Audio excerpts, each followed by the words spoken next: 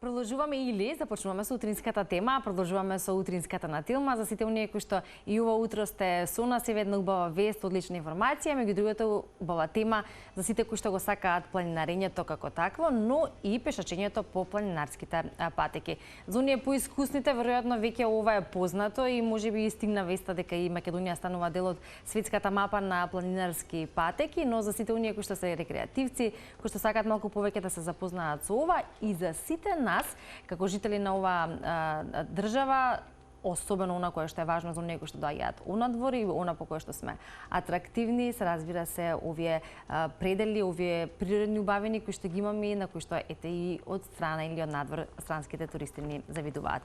Оние кои што се разбира ќе го слушнат ова и ќе бидат привлечени од тоа кое што го нуди нашата македонска трансферзала за која што зборуваме во продолжение.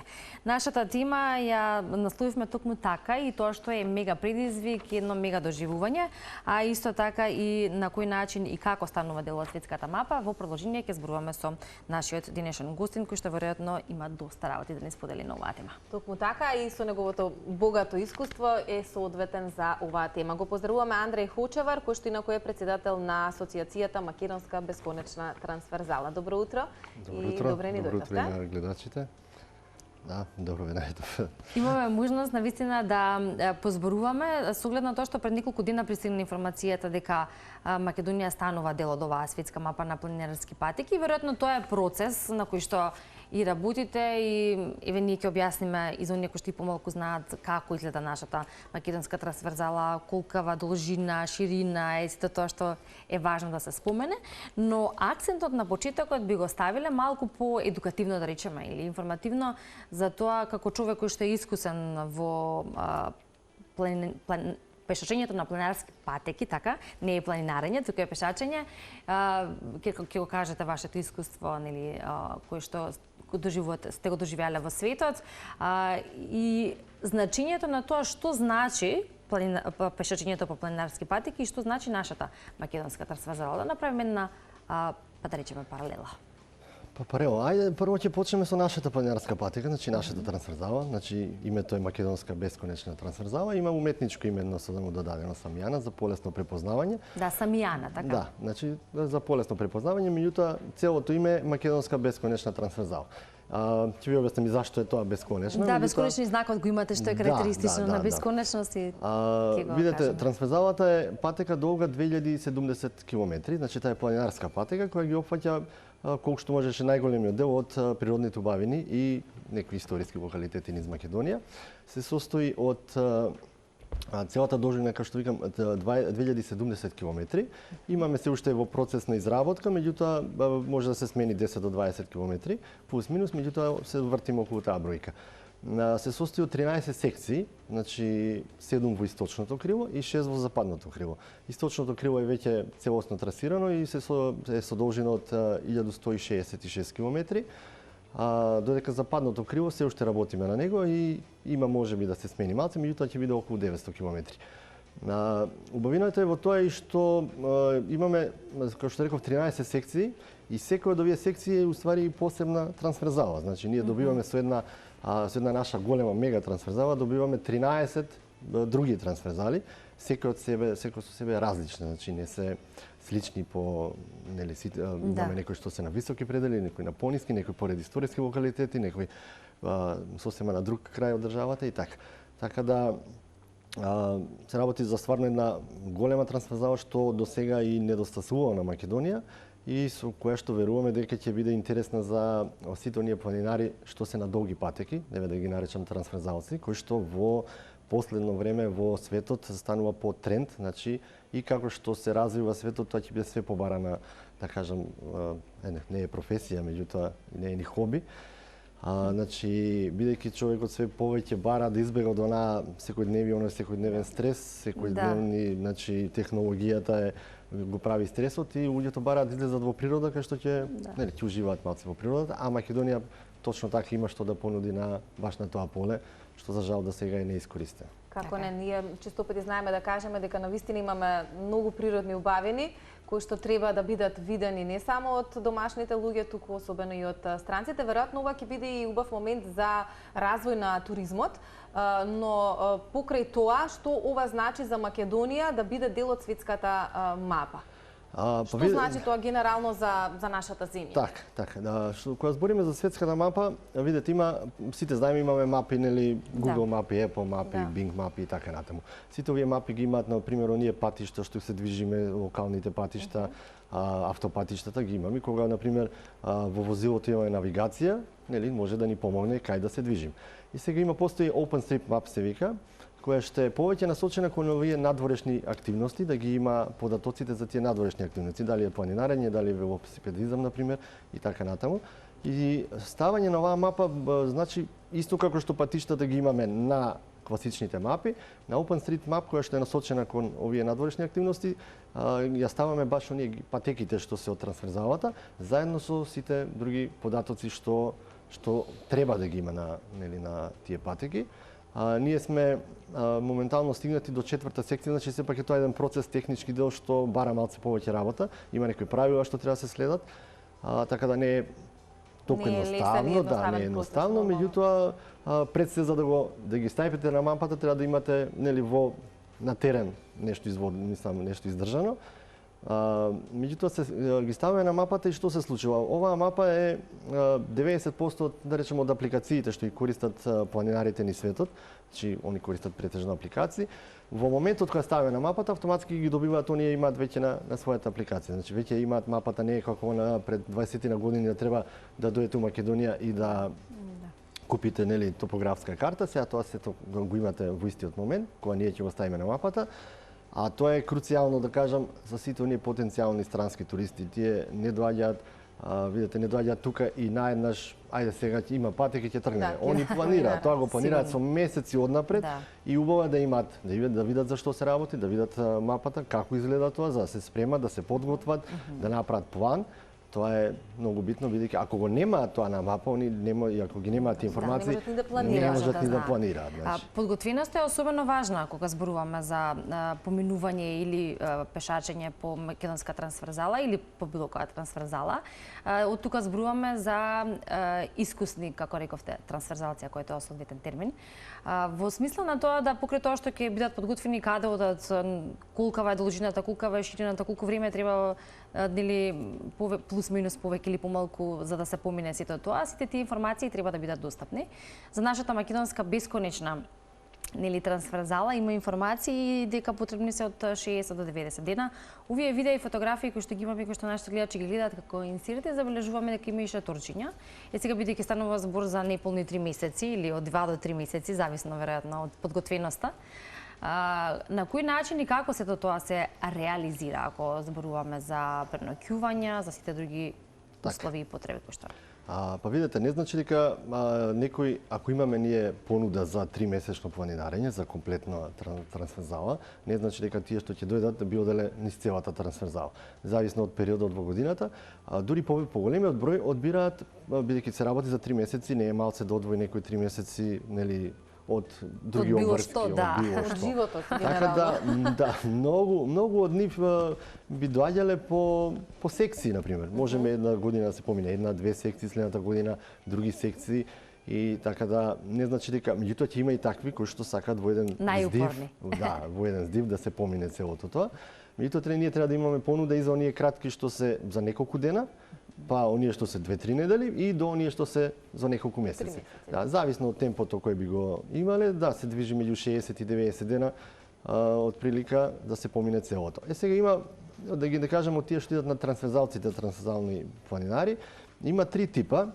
Да ја би ги поделил во 3 типа. Има оние што се, да кажеме, ајде поспремни, што целата опрема ја носат со себе. Она што вие спомнавте вие, и шаторчето, и подлога, вреќе за спиње и се останато што им треба. Што им треба, за 3 месеци. Ние во моментот во Македонија немаме инфраструктура, немаме услови за втората група, а втората група е онаа што сака секоја вечер да има кров над глава, значи да преспие, што не сака да ја носи таа опрема бидејќи е релативно тешка. да ја носи на грб во ранец. Тој ги беше едно од прашањата за планинарските домови и инфраструктурата. Да.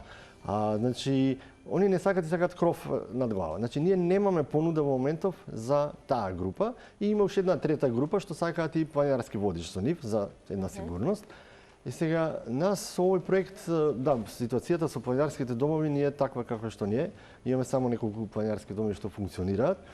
И што нудат соодветни услови. Да, услови што функционираат добро, меѓутоа, зошто не е таква, треба малце да најдеме и причината во тоа што, видите, имаме и тие што функционираат само за викенди, претежно. Значи, ние имаме планинарски домови, меѓутоа треба да имаме и посетители за нив, за да биде сето тоа економски исплатливо, бидејќи доколку има економска исплатливост, може и приватни лица да се инвестираат во планинарски домови или во, да наречем на англиски, guest houses по трасата. Значи, во моментов имаме ние планинарски домови, меѓутоа и сега во моментов да се изгради и 20 планинарски домови на трасата да изградиме, ние немаме посетители. И тие ќе работат само нели само за викенд. Еден-два викенди ќе се погоди лошо времето и автоматски вие доаѓаме до ситуација да е тотално неисплатливо. Тогаш кое е решението на долг рок и за државата да има бенефит и за планинарите кои што со трансферзациите кои што доаѓаат да ја поминат турата, да имаат и тие услови и за оние кои што ќе бидат гостители. Овој проект е баш во таа насока, би требало да помогне многу. Зошто? Затоа што ги спомнавме оние што се самостални, што идат со шаторчиња, така што викате, во ранец. Нив не им треба да преноќат у планинарски дом, меѓутоа доколку го има, им е добро дојден. И тоа не зависат од него.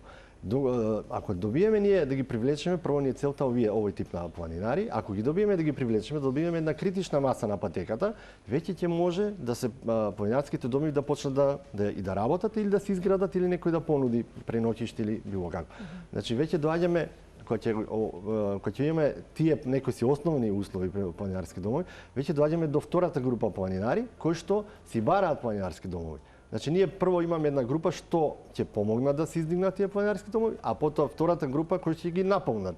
Нели? Така да е, да кажеме, се надеваме дека така ќе биде, да работиме во таа насока и овој проект е баш како што кажам наменет. Ајде да видиме како тоа се решава во светот. Вие сте пример да ни кажете како тоа е решено во светот, на пример на вашето поминување на Pacific Crest Trail, така е. Како рековте, тоа е една од најголемите во светот? Па да, таа е една од најголемите и најпознатите, се наоѓа во, мислам, поминувани за Америка, поточно од Канада до Мексико, може и обратно од Мексико до Канада и поминува низ планините во Соединетите американски држави. Колку трае?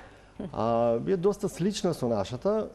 Јас би кажал одма како пример на таа затоа што таму морате да извадите дозвола, бидејќи интересот е голем, значи има лимитирана бројка од неколку илјади, значи интересот е стварно голем и мора да се извади дозвола и да речем една година однапред, минимум неколку месеци. И има сличности баш со нашата, бидејќи таа, например, нема планинарски домови, има само неколку попатно засолништа и луѓето што да се баш самостални, да кажем. Поради должината нема ни планинарски водичи, така не се оди ни во групи. Која е должината и колку време ви требаше? 4300 километри. Како што кажав, јас стартов од Канада до Мексико. И за колку време, за колку месеци стигнавте? 4 месеци и 10 дена ми требаше мене за да се комплетира таа.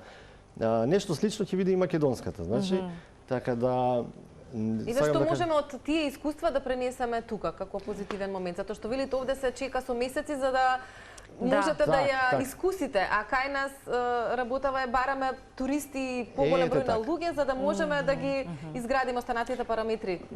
Предноста баш така е, ако замислите, јас прв пат бев во Соединетите американски држави, е предноста баш таму што јас тоа морав да го планирам и неколку години однапред, баш со тие апликации, со тие дигитални мапи што ги има сите информации на нив, за да се спремите да овако има нели и други работи што се планираат, меѓутоа тоа е основното, а ние тука во Македонија го немаме. Ние имаме некои доста дневни патеки, убави дневни патеки, меѓутоа сепак туристите, знаете како, некој од Германија нема да дојде за еден ден, да фати нели авион да земе, да дојде тука за еден или два дена да ги помине овакво.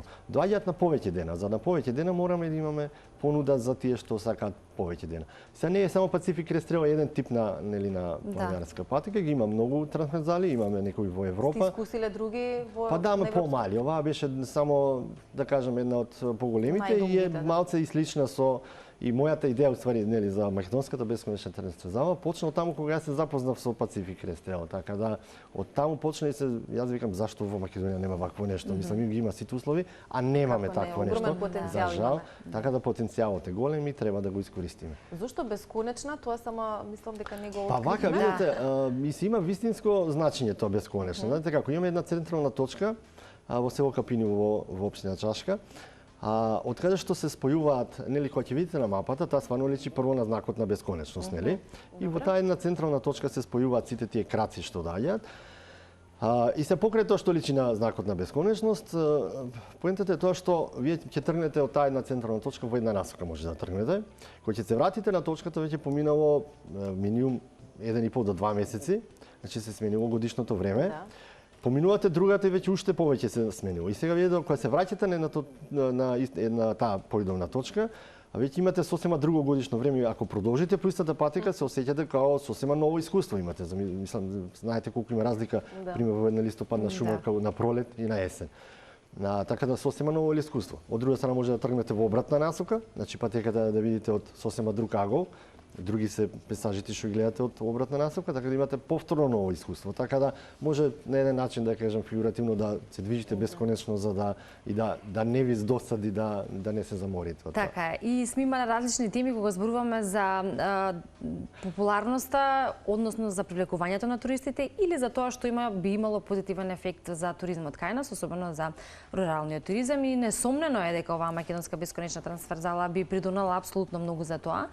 Голем дел од оние странски туристи кои што доаѓаат и кои што го сакаат ваквиот тип и на шетање, да речеме, во друга земја, но меѓу другото и на ваква физичка активност, се запознати, но веројатно дополнително сето ова кое што се прави ќе предизвика повторно, да речеме, позитивен ефект врз туризмот.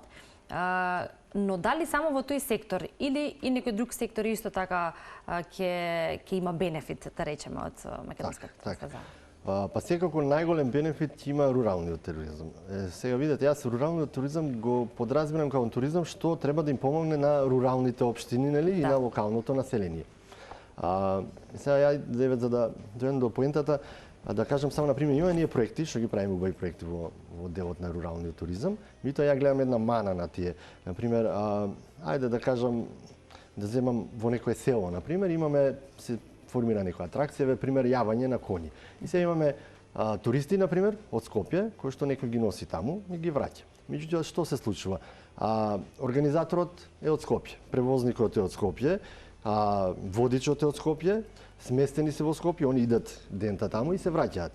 И сето тоа ние колку останува во руралната општина и во локалното население. Значи имаме една точка кај што има некој бенефит, меѓутоа 90% од средствата во таа тура завршуваат пак пример во главниот град, што не е тоа поентата, поентата е да останат во тие руралните општини кај локалното население. Или замислете, на пример, еве пример североисточна Македонија, како што ги знаеме селото од разбиен тип и се имаме едно село на едно брдо, на друго, трето разбиено, значи, и сите тие немаат ни асфалтен пат до тие куќи.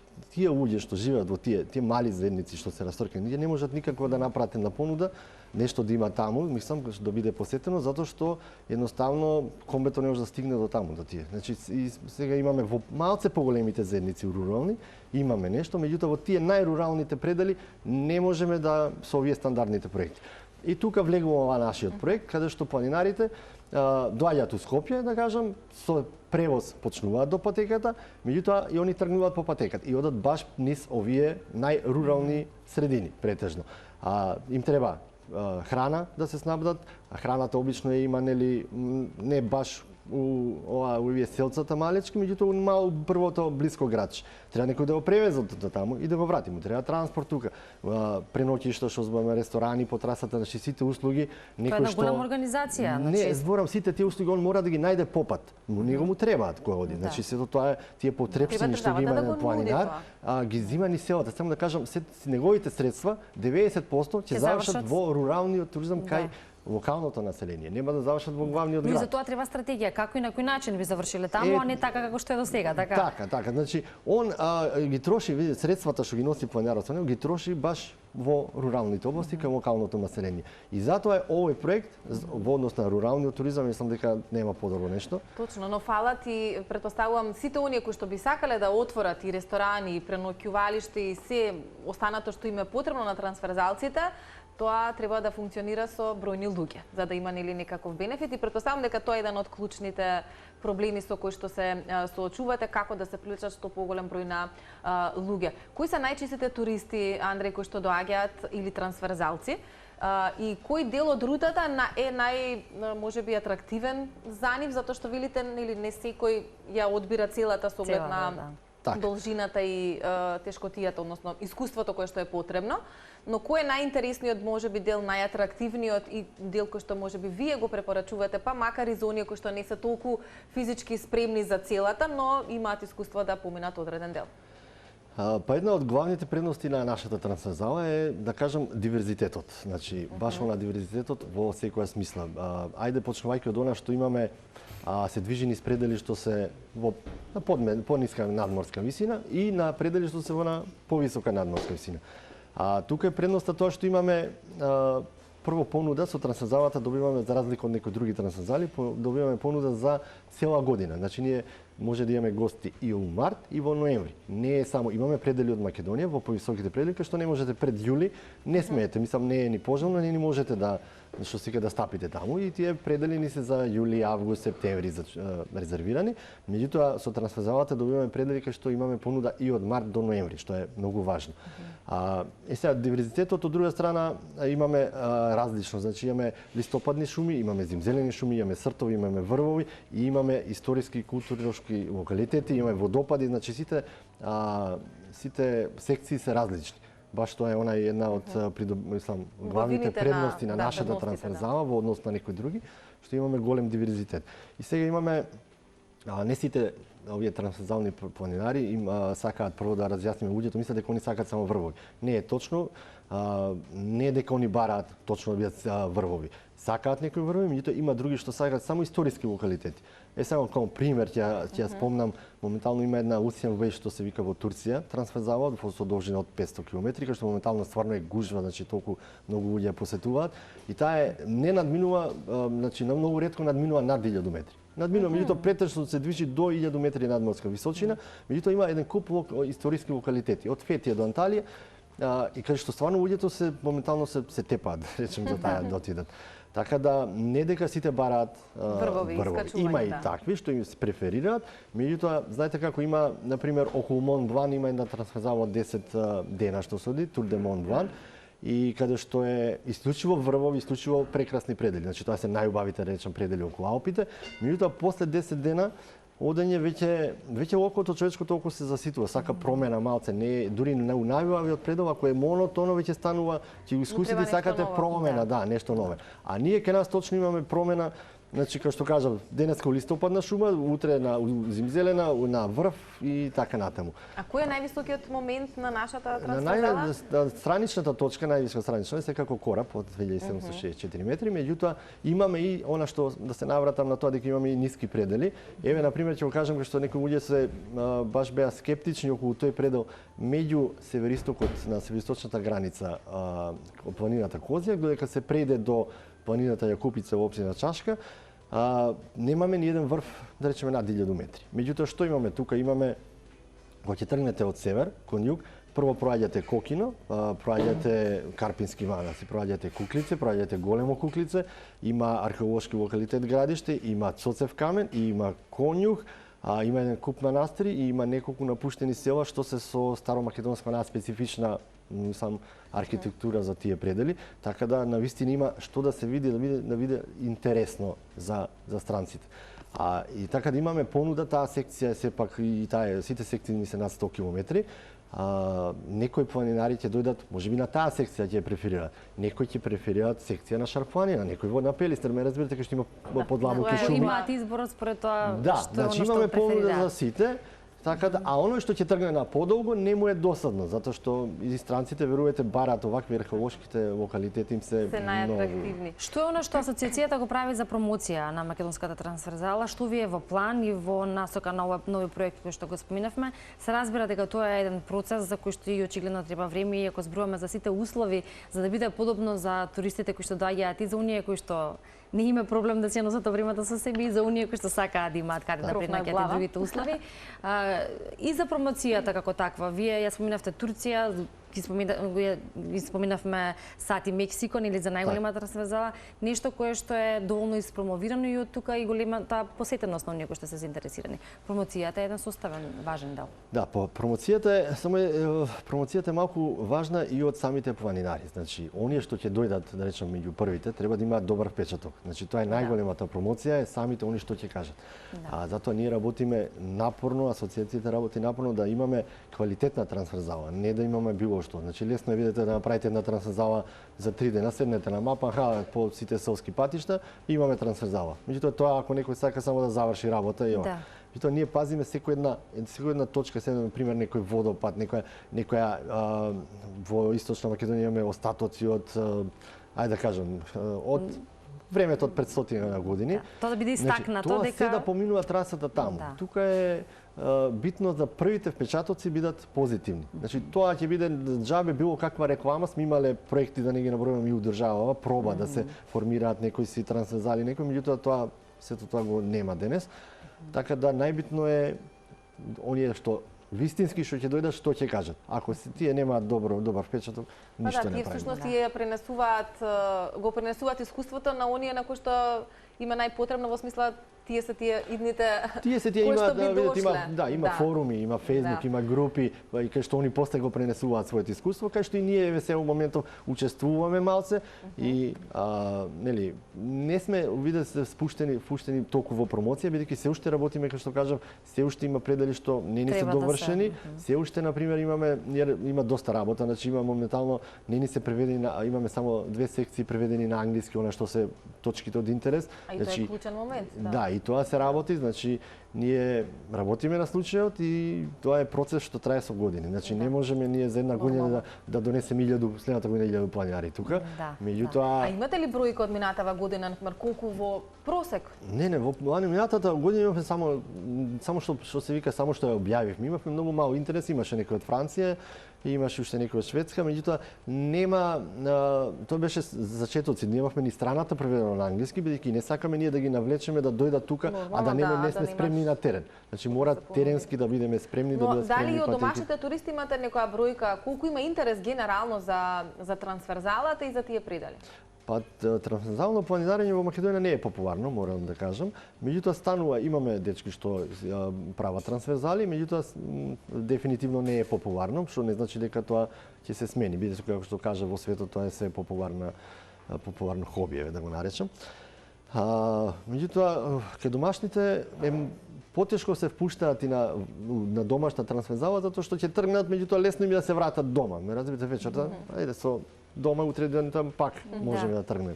Додека оние што ќе дојдат од надвор, таа опција ја нема, така да фокусот е на странските пред се, меѓутоа секако има веќе и од домашните што изразиле желба и што се спремаат да ја поминат трансферзалата.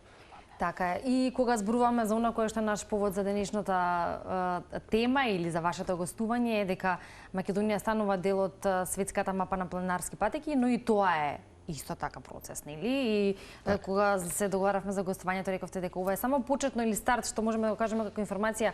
Веројатно во иднина, догледна иднина, ќе имаме и повеќе информации за тоа како и на кој начин е дел од светската мапа, што тоа значи, како оди напредокот, нели, чекор во чекор, и верувам дека многу позитивни новости кои што ќе можеме да ги споделиме. А исто така и останатите членови од асоциацијата и веќе ги поздравиме. Секако ги поздравувам, ние сме мала асоциација, 12 члена во моментов. Кои што исто директно учествуваат во сето тоа. Така. Андре, ви благодариме многу и остануваме да ги следиме вашите активности, се разбира и во иднина нашата емисија отворена за се што треба.